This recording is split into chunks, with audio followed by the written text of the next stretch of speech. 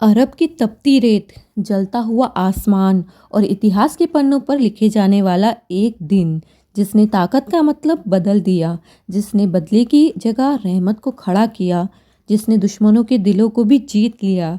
ये कहानी है मक्का फतेह की।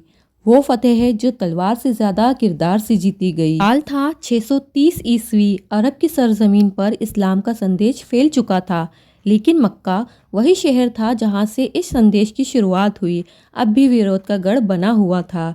यही वही शहर था जहां नबी का मजाक उड़ाया गया, पत्थर मारे गए, साथियों को भी सताया गया, घर छीना गया और आखिर हिजरत करनी पड़ी। मक्का से मदीने की हिजरत सिर्फ सफर नहीं था, वो सब्र और मजबूत ईमान की मिसाल था। मदीने में एक नई इस्लामी रियासत बनी। धीरे धीरे लोग जुड़ते गए, लेकिन मक्का वालों का विरोध जारी रहा।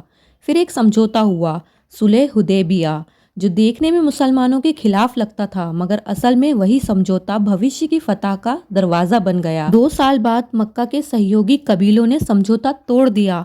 अब फैसला होना था, लेकिन बदले की आंख में अंधी कोई फौज नहीं निकली। निकला रहमत का सैलाब, 10,000 का लश्कर, मगर दिलों में नफरत नहीं, सिर्फ अल्लाह पर भरोसा। जब ये लश्कर मक्का की ओर बढ़ा तो दुश्मनों के दिल कांप उठे। लगा कि आज बदला लिया जाएगा, आज खून की नदियां बहेंगी, क्योंकि उन्होंने जो जुल्म किए थे उसका हिसाब तो बनता था। लेकिन इतिहास गवाह है, जैसे ही नबी मक्का में दाखिल हुए सर झुका हुआ था, आंखों में घमंड नहीं, लबों पर शुक्र था। ये विजेता का अंदाज नहीं, ये रहमत वालों का अंदाज था। काबा के सामने खड़े होकर आपने पूछा, आज तुम मुझसे क्या उम्मीद रखते हो? डरे हुए लोग कांपती आवाज में सबने कहा, आप रहम करने वाले हो। और फिर इतिहास ने वो लफ्ज सुने जो कयामत तक इंसानियत की राह दिखाते रहे। आज तुम पर कोई पकड़ नहीं, जाओ तुम सब आज़ाद हो।